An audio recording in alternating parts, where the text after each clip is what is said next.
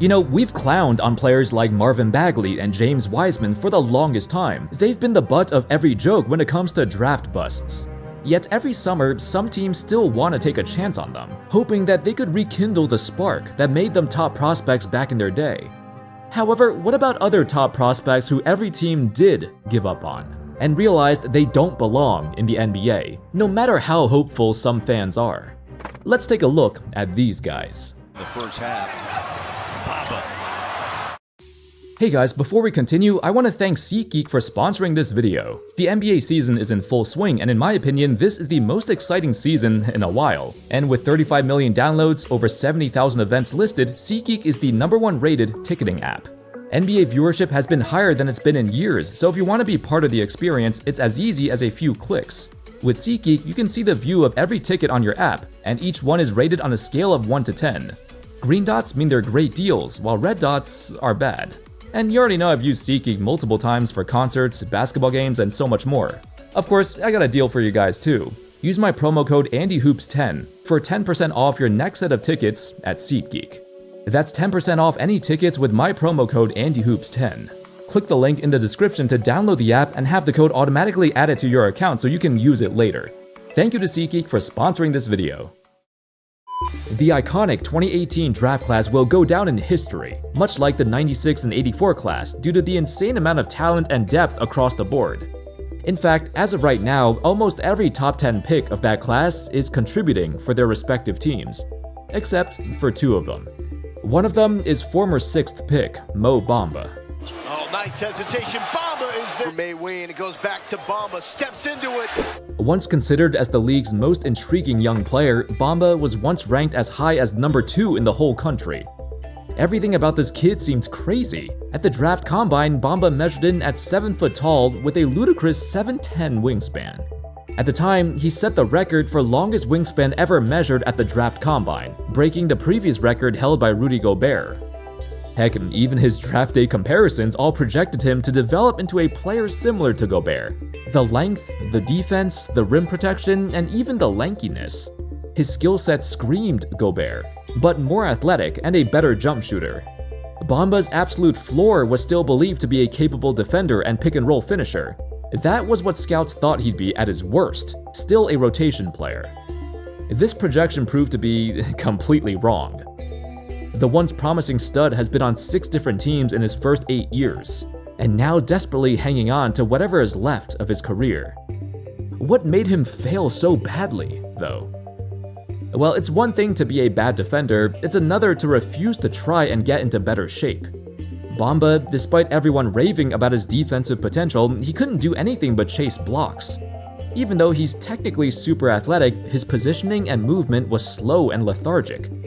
And statistically, in the 2021-22 season, when he played over 25 minutes a game, his most ever, and he was a full-time starter, the Magic were actually better defensively without him on the court. Bamba used to be frustrated with inconsistent playing time and got benched sporadically at random times. But when a reporter asked Steve Clifford, his former coach, why this was the case, this is what Clifford said, quote, "He's got to continue to do extra work, and as he gets his conditioning level up, he'll be able to play better." The consensus within the Magic organization was Bamba had a horrible motor. He could probably get away with just his physical stature alone if he actually gave a shit, but he didn't. If a player had his body but didn't have any NBA talent, he could still remain in the league just by, hustling, crashing the glass, diving to the floor, and doing all the intangibles. But Bamba had no motor whatsoever. However, for the scouts who examined him under a microscope prior to his arrival to the NBA, they knew this was a thing. He was even questioned about his work ethic in a public interview, to which he responded, "At Texas, one of the feedbacks that we got was a lack of consistent motor. I may not agree, but it's something people are saying about me." It turns out that was true. You might not remember, but Bamba was also a hothead. He got suspended twice for 2 different altercations in a single season, and his team was just pissed off. The thing is, despite all this, Bamba still showed signs of life. Remember how I said he actually had a good jump shot? Well, dude shot 38% from 3 on 4 attempts a game in his 4th season. If anything, maybe he could develop into a 3-and-D stretch 5, similar to a Brook Lopez kind of player. It was enough for the Magic to give him an extension, but he got traded shortly after the altercations. They felt this isn't a guy they want to represent the franchise. Through the years, injuries combined with zero desire has left Bamba struggling to fit on any team. Imagine being one of the greatest prospects and physical specimens in the history of the sport, and you can barely get a 10-day contract now, just because you have no work ethic. Bamba's NBA career was basically over after Orlando gave up on him. But since then, 5 other teams also gave up on him. So by this point, it's obvious everyone knows he's not gonna make it in the pros. Kevin Knox. Kevin Knox. I remember when Knox got drafted by New York, we used to think of him as a bizarro Jason Tatum. We kinda hoped he would develop into something similar, but in hindsight, it was too much to ask for. Knox bounced around to 5 different teams in his first 7 seasons, with every single one of them thinking, this guy does not belong here. In reality, when he got drafted to New York and bumbled around for 3 years, there's no reason he deserved another chance after that. Dude was one of the worst players I've ever seen, and I lived through the Isaiah Thomas era in New York. It baffles me to this day how this guy was a former top 10 prospect in the whole country. However, his strengths as a basketball player growing up were hard to replicate. The dude was big. Knox developed quite early with a mature body at a young age, so he was a big forward and frequently took advantage of his size and frame. Not many folks at the high school level were built like him. He was the size of a grown man as a teenager. The thing is, as the level of competition got higher in college and eventually even higher in the NBA, Knox's size advantage quickly disappeared. What was left was a shell of a player who struggled at everything he was once praised for. Oh, his bully ball? He was too soft now.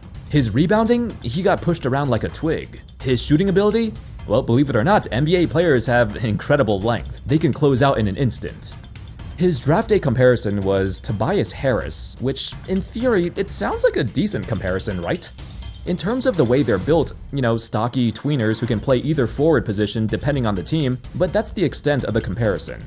What the Knicks and 4 other teams realized was Knox is the perfect example of why NBA teams have always been wary of so-called tweeners. It's cool to have a guy who can play both forward spots or multiple positions, but most tweeners are high-risk prospects who end up failing to play either position in the NBA. Think of all the tweener busts in the past, like Anthony Bennett, Adam Morrison, Jonathan Bender, and even Marvin Williams before he developed a three-point shot. Many of them dominated when they were teenagers due to their sheer versatility at their size. But in this league, they simply don't have any elite skills to make them stand out. Kevin Knox falls into that category, whether it's handling the ball, shooting off the dribble, posting up, it's all incredibly mediocre, or even straight up unusable. He spent most of his life outsizing his opponents that people looked past his actual scoring talent, which is non-existent against NBA-level defense. To be fair, he also got drafted to New York in 2018, a time when they were completely lost and had no intention of winning. Knox's early development was stunted because of that. Of course, it's not just his scoring, but just the Knicks in general, they were horrible at developing their players back then. You add on his mid-athleticism, speed, and lack of defensive IQ, there's literally no part of his game that's good. And the only reason he remained in the league after New York is because he was a high draft pick. Every team he's been on looked at him and thought, maybe, just maybe there's something in there we can tap into. There wasn't. He fell to the G League, and now I'm wondering if any other team will give him another chance. Killian Hayes. Unlike the previous 2 players who bounced around 5 or 6 different teams before they all gave up on them, Killian Hayes, however, was so bad in Detroit that it permanently damaged his reputation, to the point where no team is even thinking about signing him again. I remember when a report came out during the Pistons' worst year ever, and it said that Killian Hayes' camp preferred if the team traded him. I laughed because it's obvious the Pistons were trying to trade him already. It's just nobody wanted him. When the Pistons were in the midst of a record-breaking 28-game losing streak, there were plenty of issues with this team. You could point the blame to, their zero spacing, or their lack of defensive discipline, or their coach who simply didn't want to be there. Above all else, it was Killian Hayes' incompetence that damaged the team the most. Because the Pistons could not find anybody willing to take him, and by the way, he was still on his rookie contract at the time, the Pistons decided either way, it wasn't worth waiting for his deal to end.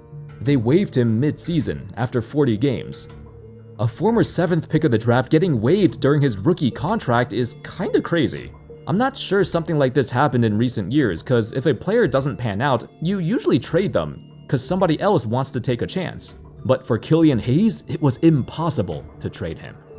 They even attempted to attach a first-round pick or several picks just to get him off their team, yet even then they were stuck with no other option but to waive him. Eventually, he was kinda given a chance by the Brooklyn Nets and Cleveland Cavaliers, but Hayes continues to bounce back and forth to the G League. What makes him such an abomination of a player though? While his low turnover rate and passing skills are kinda okay, it was his decision-making and horrendous shooting efficiency. That's a horrible combination you do not want in a point guard. That combined with his attitude issues, nobody trusts Killian Hayes to run their offense, not even at the end of their bench. Cam Reddish. One of the most desirable prospects in a long time. Reddish used to be the number 3 ranked player in the country. He really, of all these freshmen, perhaps has the highest ceiling. Unfortunately, his mediocre time at Duke pushed down his draft stock a little bit, and the hype died down as he entered the draft. On paper, getting drafted to the Hawks and playing alongside Trae Young was the ideal situation to be in. Reddish thrives playing in a fast-paced environment and running down the open court, and the Hawks just recorded the league's #1 pace right before he got drafted. The organization had a purpose to find big wing players who are athletic, who can shoot and run with Trae, because he was the guy the team was building around. Remember, the Hawks had the 4th and 10th pick of the 2019 draft, and they took 2 very similar players, Reddish and DeAndre Hunter, hoping one of them could be the perfect running mate for Trae. Which one was it? Well, you know by now it wasn't Reddish. While Hunter immediately flourished in the Hawks' offense, Reddish immediately looked completely out of his element. Unlike Hunter, who came in more developed at 22 years old, Reddish was a project. The Hawks knew it, but they were also trying to compete and win games, with Trae Young at the helm. This meant the margin of error was very slim, and Reddish, being a guy who made a lot of errors, be it lapses on defense, losing focus, or straight up turning the ball over, dude had more turnovers than assists in his first 2 seasons, and the team didn't have time to experiment with him. He also wasn't really good at shooting, which, I mean, he didn't shoot well at Duke either, but they figured he'd shoot a lot better while playing on the Hawks' run-and-gun offense. But he still didn't. And he can't run the offense without botching a pass. Reddish had no designated role on this roster. He was frustrated too, his playing time was very sporadic, but that's also because in some games he completely tanked the offense. Eventually, he'd get traded and played for 4 different teams in 6 years. And by the 2025 offseason, when he was a free agent, nobody picked him up. Perhaps Reddish would be better off had he been drafted to a team that didn't have as many young players to develop. The Hawks had so many young players trying to improve, and there was no room for Reddish to get his foot in the door. For the other teams he played for, specifically the Lakers and Knicks, he got plenty of minutes because they knew this guy was a prized prospect for a reason. In hindsight, it was insane for give him this much playing time. But I guess it's better to be invisible than to actually give him the ball. Anyway, that's all folks. Those were 4 players, 4 young, once promising NBA studs, who were supposed to be much better than they became. And by now, every team they played for, which is a lot of teams, they all gave up on them. Anyway, let me know in the comments your thoughts on these guys, and can you think of any other relatively young players who had so many chances, yet every team gave up on them? Let me know your thoughts. Thank you all so much for watching. I hope y'all enjoyed the video, and of course, as always, I'll see you next time. Peace.